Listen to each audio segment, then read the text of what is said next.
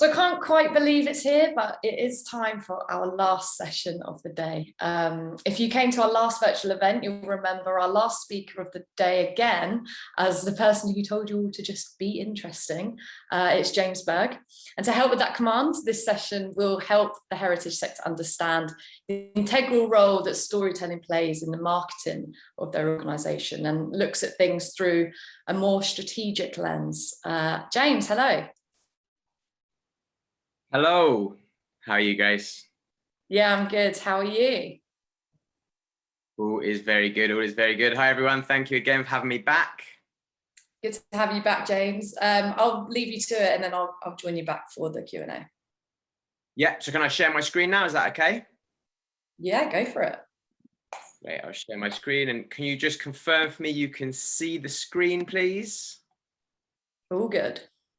Wonderful. So guys, thank you very much for having me back. As I said, it's nice to be back here. I hope everything's still going well for you. I hope you found in my last talk, which was about curating, I hope you found that of use. I hope that had some tips that you could apply straight away to your organizations. Today, I'm going to be talking about putting storytelling at the heart of your digital marketing strategy. I'm just trying to move my chat box for 1 second on my screen, because it is right over where I can see everything. There we go. So again, as before, if you've got any questions, any thoughts, please do drop them in the chat box below. I think Grace is going to be keeping an eye on that for me. We've got the Q&A section at the end. If anything doesn't make sense, please do just drop it in there. And Grace, as before, please do stop me at any point. So just very quickly, if it's going to work, here we go. So I run a company called Picaroons, and we're a content marketing crew built on Pirate principles. That could be a whole nother presentation on its own, so I will not bore you on that today. But what we do at its most simple is we help people with their content strategy across all their different digital platforms, setting up what do you say, how do you say it? And then we also have a crew of creatives who can create any content, be it videos, animations, websites, social media, all different content. Across our crew, here's all the different brands that we've worked on. So you can see we've really got a nice amount of experience of telling stories across a wealth of different types of brands, different industries. We work with small charities all the way up to big corporations. And what I'd really like to do today is try and share, and for those of you that are in my last presentation, I hope you remember that my style is very much not telling you exactly how to do it, but trying to give you the tools and tips that are going to allow you to kind of go and create your own plans. So the next 45 minutes, what I'd like to cover is a quick introduction. Then we're going to speak about the challenges you're facing in creating more content, because what I'm going to really be doing as well today, guys, is positioning storytelling within, digital strategy within the storytelling. So to be able to tell your story, you've got to kind of have that strategy, have that knowledge in place. So we're going to speak about some of those challenges so we can really own why we'll be telling those stories, and then start to action some of the amazing tips that were shared by the other presenters and get those to really get the stories out there. Speaking about the plan, having that plan in place, which is going to allow you to tell those interesting stories, then really focus a little bit on how to tell stories. I'll be sharing some tips and tricks that you can use to go away and hopefully will inspire you to actually get going and tell those stories and be confident with it. Then we're going to talk about finding out what works, how you can do a bit of measurement, and then some action points for you to take away. Throughout, please take pictures of any and all slides. Use the hashtag #HeritageDigitalNow if you're doing on Twitter or any other platform. And on Twitter, you can tag me, JB_Picaroons, and do make sure to tag Heritage Digital and Media Trust so we can get this out there. So my aim for today is for you to be able to leave inspired to create effective content on a consistent basis, not just one-off pieces of content that are going to do really well, but as you'd have learned in some of the earlier sessions, storytelling on an ongoing basis to help you consistently see those results. So how do you tell a good story? And Grace might have slightly ruined this when she said it before. And don't worry, guys, it's not the same presentation as I did before, but you've got to be interesting. Every time I get invited back, if I get invited back again now after saying this, I'm going to keep talking about being interesting. That is how you tell your story. That's how you engage with people. And that's how you connect with people online. And this is, for me, it's almost, if we can focus on how to be interesting, everything else comes down from that and all those results. So I can't actually remember if I did show you this graph in the last one, but I'll show it to you again very quickly. If you're interesting 90% of the time, if you focus on that, the other 10%, you can do a call to action, attend today, buy this, click here, donate now, whatever that is. Too many brands are focused on always putting content out about themselves. Whereas when you create content that is interesting to your target audience, you pull them into your brand instead of having to push yourselves at them. And that means that when you do the other 10% of the time, that kind of push, that call to action, that sell is going to be more likely to land. So just quickly now, I want to hear some of the challenges from you. Some of the challenges that you've had in using digital channels, whether that's resources, whether that's seeing success. What is stopping you using more digital channels or telling your story more online, or from seeing success? So if you could just drop that in the chat box.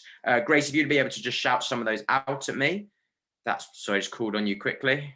No, that's all right. So too many channels, too little resource, time in capital letters.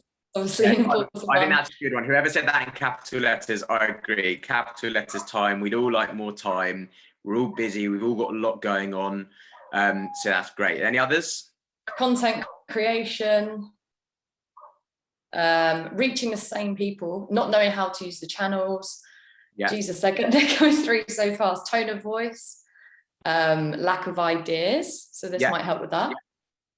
Brilliant. Well, look, guys, thank you very much, because for myself, I know I put that on Grace to be the one to read it, but sometimes when you ask people to put things in the chat box and there's nothing, it's a bit of a filler. So thank you very much for engaging there. And look, those things you just said, I always find that everyone we work with, here are the 4 main challenges. And I think everything that was said there kind of falls into these buckets of being unsure why, what, and how to post, not actually being sure of how to do that. Too time consuming, not having the time. The risk, and when I say risk, I mean 2 sides of risk. There is one side of the risk of being annoying. You don't want to put your audience off, say the wrong thing. But also for some people, there's a legal risk. When I used to do a lot of work in healthcare, we would never be able to say things about patients. Or when I've worked with organizations involved in the prison sector, we've never wanted to show someone who's been in prison. So it's about creating sometimes those rules that avoid that risk. And I'm going to cover that later for you. And then finally, just not seeing results after putting things out. And something I always say to people is it takes 2 to 3 years to build a brand. So you've got to commit to just keep going, keep posting, knowing that eventually you'll get that tipping point. It's not going to happen overnight. Anyone selling an overnight success course on social media, click unsubscribe, delete them from everything. There's no such thing. So the thing that I train a lot of people on, this is my process of how to increase your sales, donations, or leads. This is what Picaroon stands for. This is kind of part of our main story. And this is our process. It's you need to have a plan. You need to tell your story. You need to schedule. So schedule the post to save you that time. Engage. So learn to engage with the audience, and then find out what works. Now, today, we're going to really focus on the story part because of the time we've got. I run that last section as full day workshops, and we're going to focus on the plan, telling the story and finding out what works. What I would suggest to you all quickly, just to overcome the issue of time, if you can find any scheduling tools for your social media, for your emails through servers such as MailChimp, scheduling tools make a massive difference when you're very busy. Google scheduling tools, free scheduling tools, and you'll be able to find those. As I said, I won't go into that too much today, but that can really help your organization. So if we start with the plan. Now, we always say without a plan, you don't know where you're going, you don't know what the goal is. So for me, it's so important. So if you've got some paper or you've got some notes in front of you, I'd like to start writing some things down now that you can take away in action. So the first is starting with less. Now, these are just the social media platforms. I haven't even put into here email newsletters, website, blogs, podcasts. There are so many channels you can potentially tell your story on.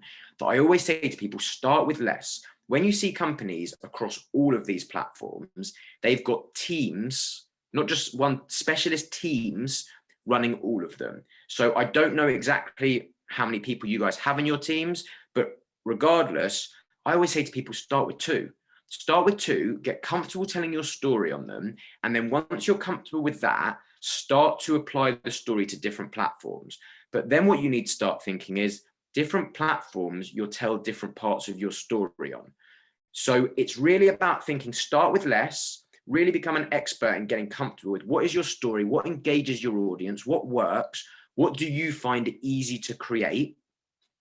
Pick a few, and then you can start to go to the other platforms and learn about how to use them. Something I always suggest to people as well is look up Facebook guides, look up Instagram guides, or any platform guides. I know it sounds simple when I'm saying Google it, but a lot of these platforms have guides or online courses in the background, in the very kind of resources page of their website that you'd never find, that really break down how you can tell your stories on there, how you can use the platforms. It's the type of thing we train people on. There's a lot of other specialists who can train you. But when you're doing it yourself and you've got that lack of resource, I always suggest start with less.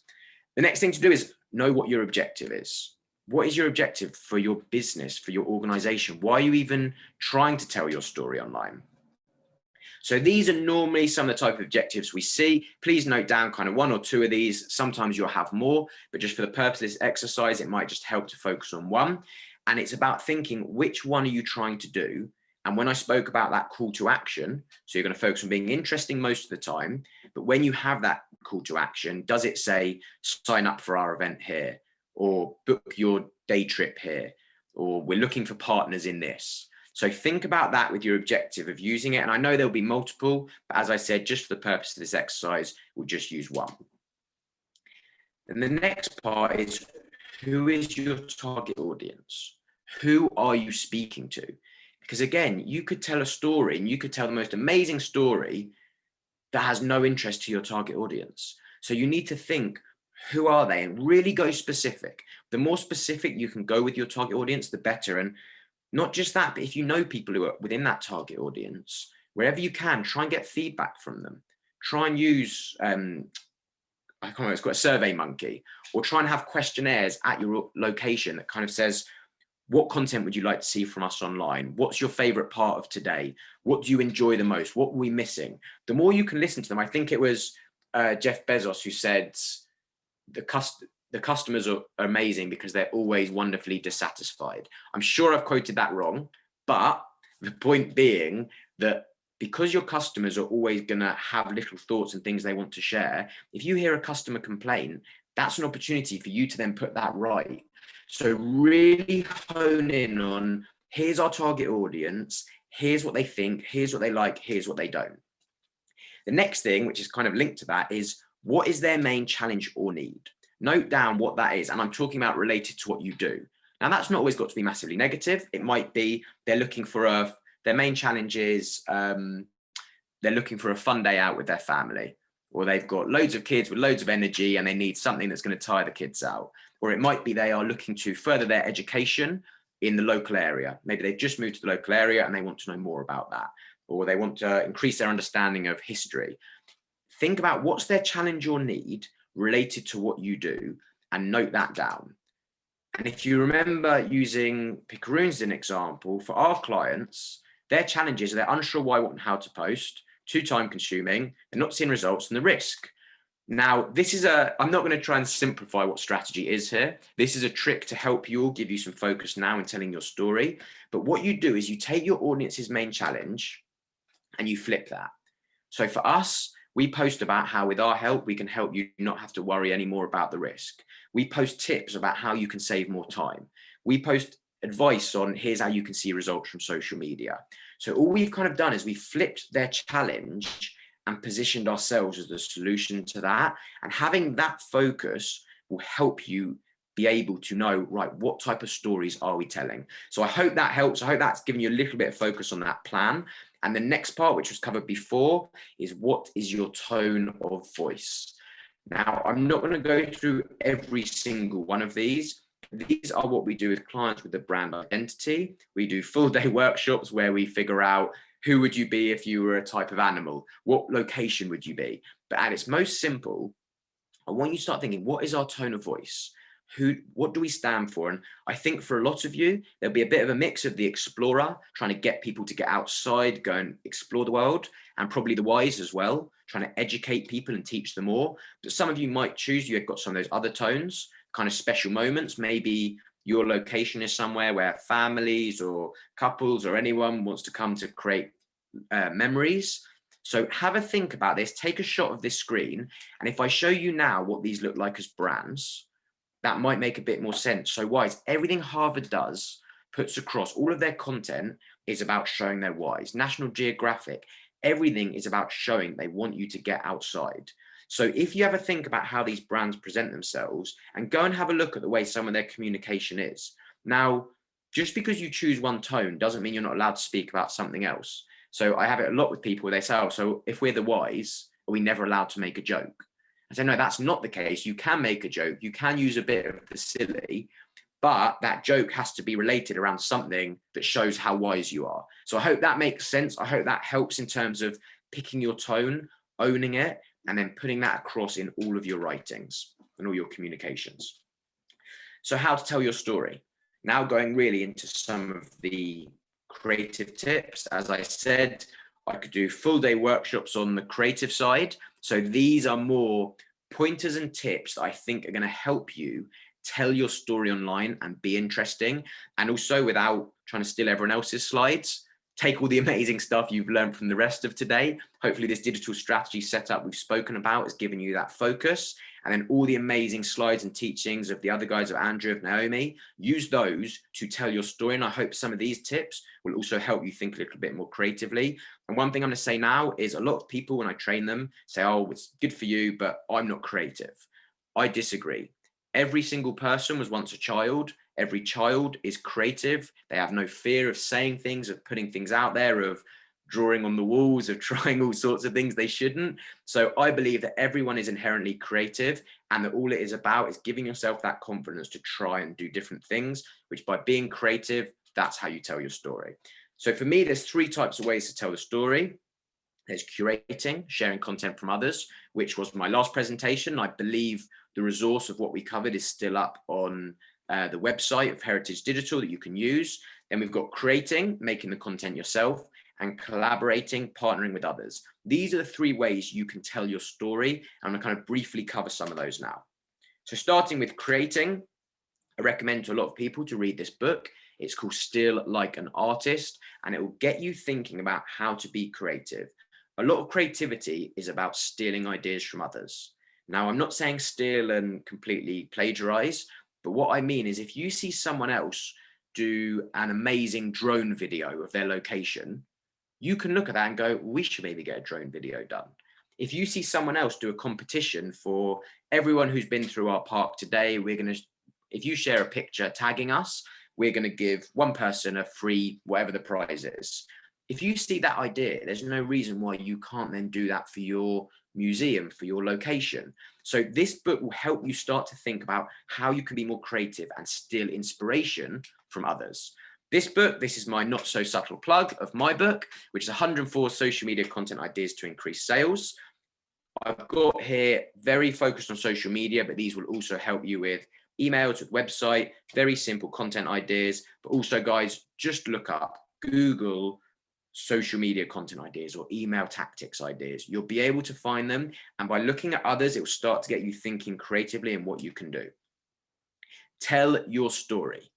Now, I know that might sound simple, but again, just talk about what you're doing, both in the past and the present. And I suppose in some way, you could even say the future. So there's nothing stopping you saying, especially with like the memories section on certain social media platforms, or if you've got them put down in your diary, here's where our organization was 5 years ago. Here's an image of the park being built. Here's an image of the castle being built. You can talk of where the story was in the past, and you can also talk about what you're currently up to. So if there's any events going on, and I know that sounds simple, and I'm not trying to simplify what a story is, because I know you get these amazing stories that involve loads of work. But when it comes to the digital age, just by saying, here's what we were up to today, here's what's going on at our location, you're telling your story. And then what you'll find is in offline scenarios, there'll be more people who will come up to you and say, oh, I saw you were meeting with that person, or I saw this event was on at your location. So when I say tell your story, I just mean, just share what's going on at your location. And that on its own will tell the story, but also sometimes look back to the past and kind of celebrate those milestones. The next one is the curse of knowledge.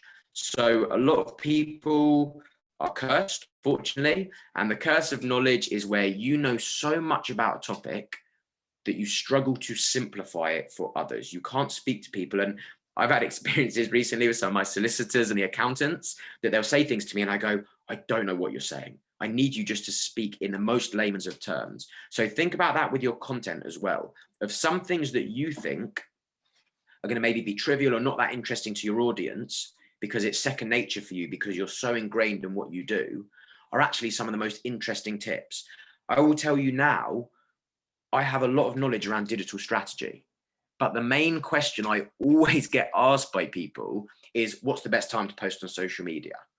So again, I listened to what people said and I started going, okay, here's some guides on what the best time is. So that to me, the timings to post is a very simple tip. But actually, I was cursed by the knowledge and going, but not everyone else knows that. I just know that because I work in this. So remember that when you're creating content, the curse of knowledge, create some content that's nice and simple, tells your story in a simple way.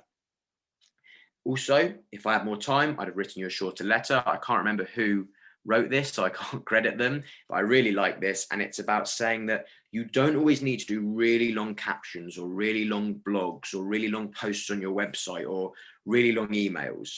Sometimes you can just keep it short and sharp, and that on its own will tell your story. Going back to that point I said about what are you up to, you might just put something that says, it's got a picture of all of your team, and it says, really exciting day, planning an event that's going to be on next month. Nice and simple, short post, teases there's something coming up. You don't need to always write really long captions. And this one I like, which is put yourself and your work out there every day and you'll start meeting some amazing people. So there's a lot of social media kind of gurus saying you need to post 5 times a day on every single platform and post. Whereas I don't think that's the case. I think it's more about putting yourself out there consistently and knowing that eventually opportunities will come your way. So if you commit to posting once a day, let's say 6 days a week, have a day off, over a month, that's going to be 24 times you're telling your story. And over a year, that's 312 times you're going to be mentioning your organization and telling your story. So again, guys, where I want to try and inspire you towards is not feeling after today overwhelmed with all the amazing information you've got from the other trainers. And hopefully you've liked the information I've given you, that I'm hoping you're not going to go, oh, there's so much we need to do. Just commit to posting one thing every day. Over time, you'll start to learn what works, get more comfortable with it, get more comfortable with the process. And you see there that it's so many opportunities for you to do things and get out there. And all it might take is one of those posts to be seen by the right person, and it gets shared and it gets seen by loads and it brings in more visitors. And it's those type of things I want you to start thinking. Another thing to do is creating pillar content. So another way for this, we call it big rock content. Or if you think at Christmas, sometimes with the turkey, one example I use for people is you have the turkey on Christmas, that's your pillar. But then for days afterwards, that turkey becomes soup, it becomes sandwiches, it becomes salads. Now think of your content the same. So if you were to create an about us video, or you were to create a guide that says 50 things you didn't know about our location, or 25 things you can do on our location, what you can then do from that is you break that pillar content down and you create smaller bite-sized chunks. So using the turkey analogy, these all become your salads, your soups, all your different things that drive people back to the pillar content. So it's not always about creating loads and loads of video. We work with clients and we'll almost create one long video for them that's an about us video. Let's say it's 2 or 3 minutes. From that video, we will take screenshots, which are now going to be used as images. We'll take quotes and little testimonials, they say, which are going to be used as graphics. And we'll take little short 5-second videos from that, which are also going to be used as short video. So sometimes it's about putting your efforts into telling your story in one longer form piece of content or a report, anything like that. Then you break it down to smaller chunks. Here's the general content types, and this can kind of link with the tone that we spoke about before, but this is about you being able to understand what are we actually doing and just owning in a simple way, here's what we stand for. So in general, all content online is either inspirational, that might be inspiring people to better themselves, inspiring them to take an action, which might be to go out and get active or visit something with their family. Then you've got educational, it's teaching people leaving them that once they've read whatever or seen or watched or listened to whatever your content is, that now they know more. There's attention seeking, which is kind of what we see a lot from some celebrities, the kind of Love Island reality TV stars, and that's the negative side of social media sometimes, the attention seeking. And the entertaining, that's your humor videos, your sports videos, your funny cat memes, whatever it is, things that entertain you. So have a think about which ones you fall into. My assumption, without knowing enough about all of you, but from those I spoke to before or from the last event, is you'll probably fit more into the inspirational and educational mix. The next one is mixing it up. When you're telling your story online, you've got to mix it up. So continuing with the food analogies, I hope I'm not making you all too hungry. If we assume that everyone here likes pizza, if I was to serve you pizza every single evening, you would get sick of it. You'd be like, I've had too much pizza now. As much as I loved it the other day, I just want something different. Content is the same. If you tell your story via sharing testimonials of what people have experienced with your organization every day, we're going to get sick of the testimonials, the same as video, whatever that format is. So what I say to people is you've got to have more of a balanced diet with content. I'm not saying, by the way, this is a balanced diet of food, but it's a balanced mix, let's call it. So a balanced mix of content.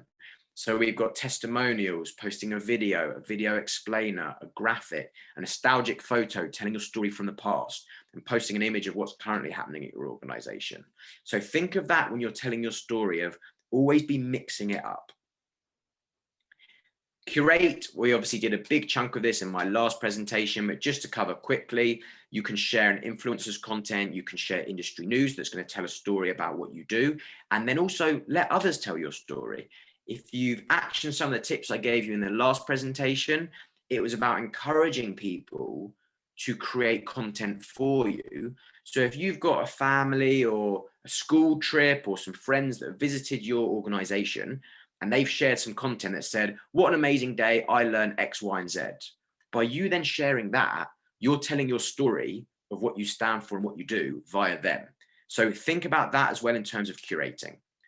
Then very important, know what you don't post. Not many organizations do this, but when it comes to telling your story, I'm sure a lot of you would sit down and go, well, there's about 10 million things we could say. So using hopefully what I've showed you today, you can get some of that focus on what we do say, and then also write down, here's the things we don't say. Now that might be legal. When we worked with one of our clients called Behind Bras, and they work with women in prison to try and train them in fashion and textiles. So when they leave, they can get employment. So for them, we said, right, what we don't post about is we are looking to connect with prison governors. So we don't call out any inefficiencies in the prison system. What we don't post about is someone's backstory. What we don't post about is we don't get involved in angry debates, because we knew what story we wanted to put across, which was about inspiring and empowerment. And we had those clear guidelines of here's what we don't say. So do write down, here's the things we don't talk about, to help give you that guidance of what you do. Then collaborating, so a bit like the curating, where you're getting others to help you with that story. It might be podcasts, you might go live on Facebook and any other platforms, you might do interviews, reports. By collaborating with other people, they'll help you tell your story. And as we said, sometimes that's a nice way of, they might tell your story in a way you hadn't thought about before, which will show you what people really think about you guys. So do think about that, where you can work with others, other organizations, those kind of influences in your sphere. Are there any teachers, any researchers, any lecturers, anyone who does something based on what you do? Is there a way to collaborate with them and bring them in to create some content for you? And the final part is finding out what works. So what you can measure. So when it comes to telling your story, this is the thing, that when you put things out, whether it's social media, email, website, podcast, it's very difficult to be able to gauge what works and what doesn't. So what a lot of people will do in terms of measurement, and you can, again, I can run whole presentations on this, but to keep it simple, just Google measurement for Facebook or analytics for LinkedIn or analytics for any of the platforms, and you can start to find out how you can measure what content works and what doesn't. So in general, what a lot of people will speak about is measuring eyeballs. How many people saw the content, how many people maybe sometimes liked the content, but you've got to factor into that. that can sometimes be bots or spam likes. Whereas what we say you should measure and what Picaroon stands for is the hearts. How many people are enjoying your content? How many people are sending you messages after they've seen it? How many are going through and checking out your website? And these are things you can measure and find out. And the first one is always the exposure. I do understand you're going to want to see how well the content's performed. So that's the reach, how many people saw it, what was the volume. I'm more interested in that engagement. How many people clicked on it? How many people viewed the video? How long did they spend on your website? How many people shared it? Because what you'll start to see is, okay, well, that specific type of content gets really high engagement, whereas that content doesn't. So do you remember what I said earlier about it takes 2 to 3 years? It means that every 6 months, every quarter, every year, when you sit down and make your future content plans, you can start to get rid of those types of content which don't tell your story in as effective a way. And by putting all those different types I said out there, you can start to learn what works and what doesn't. For Picaroons, we had about a 2-year phase, and we're technically still in the end part of it, where we're trying out all this different content, all different types of content we're putting out to see which gets the highest engagement, which leads to the most links to the website. Because again, I've had some content, sometimes I will Photoshop my book into famous situations and just do kind of daft fun posts. They get so much exposure, so much exposure, but I don't really sell any books off it. Whereas when I put a testimonial from the book, I always get sales from that, but I get far less exposure. And that's what I said to you about thinking back to your objectives. My objectives of the book is not to get exposure, it's to sell them. So by looking at those metrics, I can start to go, okay, so a testimonial performs well in driving the sales, whereas the exposure is done by the book Photoshop. And then going back to the lesson I just shared, the key is to mix the content up, because then the testimonials land even more. And then effectiveness, the behavior change, the purchase of the products, how many people attended your organization, how many people have you seen through the door. That's where you can really start to look at, was this successful or not? And you can start to really drill in on looking at maybe through those survey forms I said.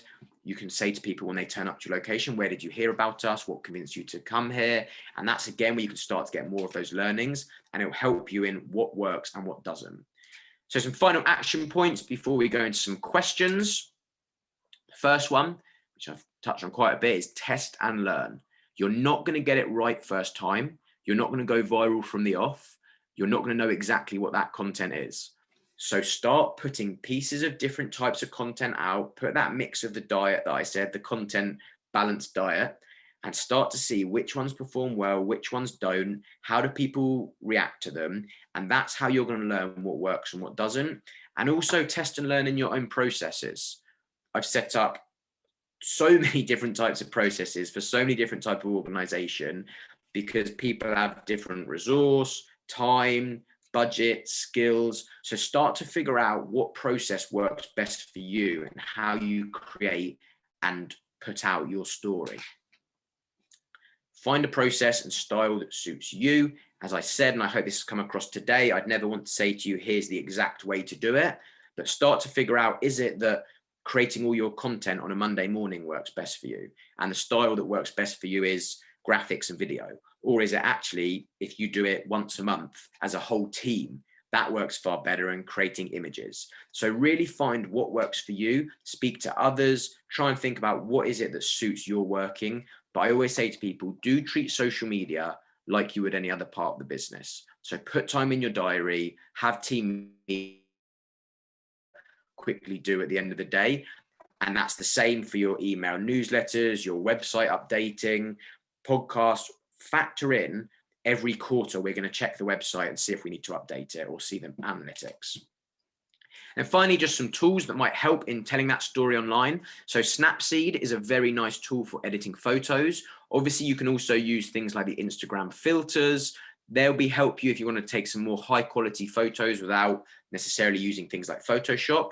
Unsplash is really nice for stock images, but also just Google free stock images or videos, and you can start to use some of those that might help you visually present what your story is. Because one thing to think about online is visuals are processed 60,000 times faster than text. So wherever you can put visuals in, that's always going to help people notice you and stop on the feed. Canva, it's a really easy one. I think I might have even spoken about it in the last presentation. It's a really lovely graphic design tool that will help you put your brand colors across. Maybe if you're doing a testimonial, you put it in your brand colors with your logo, which will help you tell that story. Answer the Public is a tool which essentially shows you what people are searching on Google related to what you do. So that will start to give you some ideas of what are people already searching. And these are the stories we can tell, where I spoke earlier about identifying what are their challenges. That will help you with that. Venngage, bit trickier to use, but it is a infographic tool. So if you want to create an infographic that maybe shows your story and actually create, here's our story, here's our history, because I know for a lot of you, you've got this amazing history, you've got these amazing nostalgic posts you can start to do. That's a really nice way if ever you wanted to create a long story of where we've been. Quick is a nice video editor. It's owned by GoPro, and I think that's an app on the phone. And if you've got loads of little clips on your phone, it will pull them together for you in a nice, easy way. But then also Instagram Reels and TikTok. If you've got any staff who are equipped and understand how to use those or want to learn to use those, I'd recommend those because they're a really nice way of just making amateur but well put together videos that will help you guys tell your story. And guys, coming to the end now, so I hope that was really useful. Please connect with me on any of these social media platforms, tweet, post, everything using the hashtag. And yeah, thank you again to Heritage Digital for a great event and for inviting me back. And now I'm going to find thanks, James. What's been said in the chat throughout, if you've actually understood it all. No, that was really good. We have actually got quite a few questions, so I might just dig straight in. This is an interesting one. It's from an anonymous person. Any tips for days when you're feeling not creative? How do you make yourself feel excited about creating content when you've been working on spreadsheets all day? Any tips? That's a very, very good question. I don't. If I'm not feeling like creating content on a day, I don't.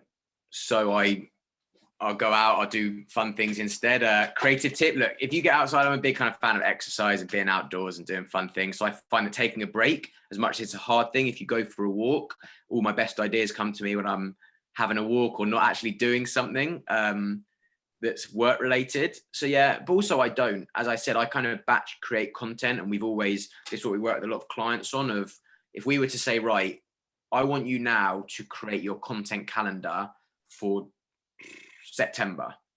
Now you've got the rest of July and the whole of August to work on that. Now you're not starting till September, you've got time. So I think that's my thing of giving yourself time to accept you're not always going to feel creative after you've spent a day of spreadsheets. Sometimes maybe the weekend, that's when I'll be creative, when I haven't got the client work on. So yeah, I hope that helps, but I'd almost say that's part of creativity, is not feeling creative all the time. Absolutely. And just whilst you're on the subject of kind of content planning, somebody asked, anonymous again, how far ahead should a content plan look and how detailed should it be?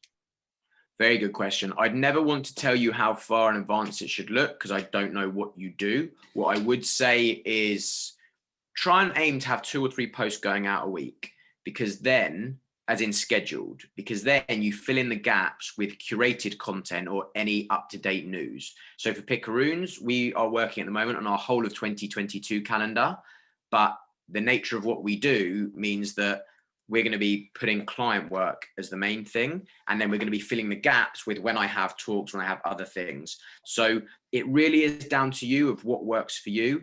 I wouldn't say there's an optimum. I'd say as long as you're giving yourself time to create it, and you're not going, right now we've got 2 weeks left of July and we need the whole of August's calendar done in the next 2 weeks, and every one of those posts is going to be a high value video. I don't know enough to say, so I hope that kind of helps. But again, it's just, don't put pressure on yourself. Just whatever works for you. You might find that actually now we've got the next 2 months done, I'm feeling creative today, so now I can do the following 2 months after that. Yeah, absolutely. Thank you. And then we've got a couple related to Twitter in particular. So you mentioned earlier that you always get asked about the best time to post, and Sharon has asked, when is the best time to post, specifically on Twitter? Yeah, so I think the thing is, think about when your audience are online. So if your audience, a lot of people, and things have changed with COVID, but when they're commuting at lunchtime in the evening, but also think of the mindset. So in the evening, I'm probably going to be more likely to want to watch something. I've got a bit more time. We call it laying back content. I'm laying back, I'm chilling out. Whereas throughout the day, I'm going to be more likely just to be scrolling, having a break from work and just want something quick and snappy. Then lunchtime, maybe I'll be listening to a podcast or something, and really think about who are your audience, when are they there? So think of those breaks in the day, but likewise, also think if everyone's trying to post at the same time, you can sometimes stand out at different time. So I've posted at all different times in the day, and I've seen engagement sometimes at the prime time for posting. I've seen zero engagement, and at a time I thought no one would engage, I've seen loads, because the content was more high quality. So I think for Twitter, that's probably one of the only channels really where I would say, actually, you can post a few times a day. The others I wouldn't, but Twitter, maybe just break it out once in the morning, once at lunch, once in the evening. And as I said before, test and learn.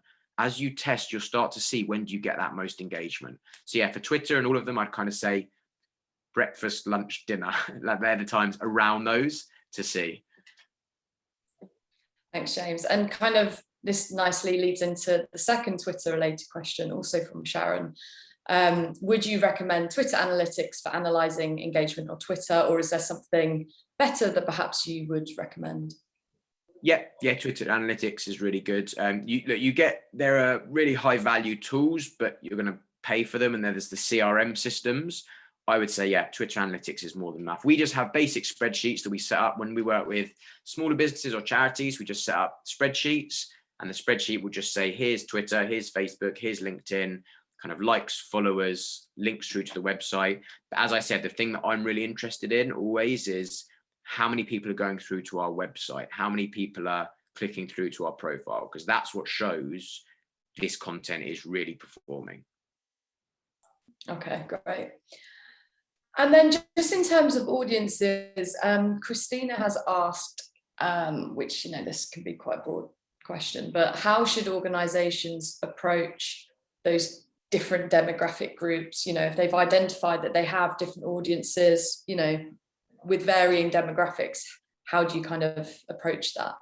Yeah, very good question. So kind of back to the mix. So if you've got 3 audiences, and let's say you have, when we spoke about those challenges, each audience has 3 challenges, but 2 of those audiences have the same challenge. Well, now you can almost say, when we speak about that challenge and how we're the solution, we're speaking to those 2 audiences. Whereas actually, if we're going to speak to another audience, it's a different one. So it's back to my thing about a mix of, let's assume that you're going to post one thing each day for your audiences, and you've got 3 audiences. Well, if you're going to post 6 times through the week, that means that you're going to post twice a post that target those audiences. Now, I always say to people, the reason to have such a target audience is, think about when you throw like a rock into some water or a lake and it ripples. By focusing on the target audience, you're still going to have that ripple effect, which reaches the other audiences, but you've just made the content for them. And again, it goes back to that thing of, if one audience thinks that content's not relevant for me, by the next day, they'll see some content that is relevant for them. So they'll keep engaging. So I'd almost say, just like we spoke about mixing it up with your content types, mix up how you post to which audience. Cool, great. So yeah, mixing it up, balanced diet, all of that. Balanced diet always. Yeah. Don't just keep serving pizza. I keep thinking about just those 7 pizzas, and it's making me hungry. I've not had lunch yet. Anyway, right, on to the Q&A. What have we got next? This is an interesting one. So do you know of a fairly easy template or a process that would help gather content from across the organization? So can tell her story. I've read that in a really bad way. I'm going to read it as she's wrote it. Maeve. Like half of it. Sorry, Maeve, I'm gonna try once again. Do you know of a fairly easy template or process that will help me gather content from across the organisation so I can tell our story? We're a volunteer-run organisation, and I feel I miss so many things that I could share. Thanks. I guess, is that, creating central document, or I don't know. Yeah, exactly. I mean, look, there's 100 ways to do this, which is kind of what we work with people on. So yeah, I'm just going to fire some out, and I hope one of this might help. So one's email. You just have a process of, okay, whenever something happens in your department, you email that to me. Another one is, yep, central document. Another one is, yep, you might have an Excel sheet. Another one is you send it to our social media page. So if ever we see something that could be curated, we then send that to the Picaroons. If we see it on our own personal profiles, any of us will then send that to the Picaroons Instagram, where one person uses that. You might use WhatsApp and just have a WhatsApp group, which is just titled your organization name content. So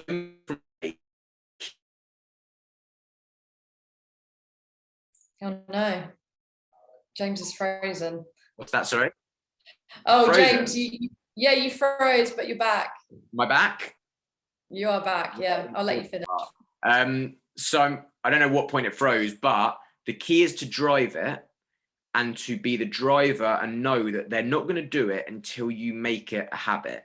So when I've done this with people before, let's say if every week we want people to send things, you've got to lead by the front and be the one sending things. Then we made it where every Friday to start with, I would send a reminder message. And over time, I then only needed to send that reminder message once a month. You might send it as calendar invites to people. I've done that before, where we send a calendar invite for like a 10-minute meeting that just says, send any relevant content from this week to James. So I hope that kind of helps. That's just a few different ways, but yeah, it's make processes for gathering content. Yeah, no, they're great. Really, really good practical tips there. Another anonymous attendee. Any tips for if the person in charge of social media at the organization has a different perspective on what works online compared with the senior leader? Any help for making the case to adapt our storytelling or voice will be greatly received. Yeah, so I think results are always good. And if you don't have the results yourself, so what's that saying when it's like, it's better to ask for forgiveness than permission? Maybe you could, if you've got a great idea, just go ahead and post it if you know it's going to be good. And then when it performs well, you can take it to that senior leader and go, look, here's something we just tried. I'll leave you how to come up with the excuse of, we didn't think you'd need to see this one before checking, and look how well it's done. If that's an issue, find other organizations. That's always been my way around it, of going, here's another organization, and this is what I say, this stealing inspiration, who've done something similar. Look how well theirs performed. And that's where you can show those metrics and say, look, they got 2,000 shares, they got this many engagements. Like, this is, I think we should do something similar. So the more similar to what you do that you can present to them, the better, because that's what I've always found. If you go, look, here's what a competitor's done, or someone in a similar industry, I think we could do the same. So yeah, the more you can show results, they can't really argue with that. Yeah, it's just backing it up, isn't it? Okay, we've got one question left. Any tips for someone who is responsible for social media, but it isn't the main part of their role, it's just a small part of a busy day? Any kind of tips for those sorts of people? I feel like there might be a few of those. Yeah, about 5 million tips. I think the main point to make is to make it clear to people. Oh, we've lost you again, James. You're not in a garage, are you? You've lost me. No, you're back. You're back. Am I back? Yeah. Sorry about that. Maybe it's telling me that my answer wasn't that good the first time. So I think the key is to make whoever those people are in your organization, make everyone else know that social media it's a full-time job, and that you are under-resourced, understaffed. Say to them and make it clear and drop into conversation, other organizations have teams of people running this, whereas I'm just one person doing this on the side. And going back to the previous question, that's why you need their input. That's why, where you can get the rest of the team to help you with content, that will make it easier. And like I said, I've got a lot of tips on that, because there's a lot of people that I work with in that issue and situation. But I think the main thing is where you can outsource it. So let's say if you were going to share some video explainers about what you do, don't try and be the one to make that all yourself. Message everyone and say, look, as it's just me, I need some help. I need each of you in the next 3 months to send me a 2-minute explainer video about something we do. And the more easy you can make it for people, if you put it in their diary and say, right, it's your turn this week, it's your turn this week, the better. But I really would say, don't try and do it all yourself. And also that's where, I know it wasn't part of this presentation, but the scheduling tools are so important, because we also do with a lot of clients phases. And I think it's something for all of you. We kind of say crawl, walk, run, fly. So at your crawling stage, you might be putting out 1 graphic a week, 1 image, and then 3 times a week, you're curating content from others. Whereas at the walking stage, when you've got some more support from people, then you're maybe putting out 1 graphic, 1 image, 1 video, and 1 explainer video. So I think make it clear to the rest of the team that you're doing a lot of work, and kind of make phases of, okay, phase 1 looks like this, and phase 2, I could make 3 videos a week, but to be able to do that, I need some more budget or an assistant, or kind of make that plan yourself and present it to them. So I hope that helps. That's a good question, but one that I've almost got too much that I can give you tips on that. No, I think that was good. Yeah, it's just getting the input from other people, isn't it? Which will take the pressure off. So yeah, thanks so much, James. That was really good. And just once again, we are recording the whole day, so all sessions will be available in a couple of weeks' time. We'll share those with you. Thanks again, James. No worries. Thanks, guys.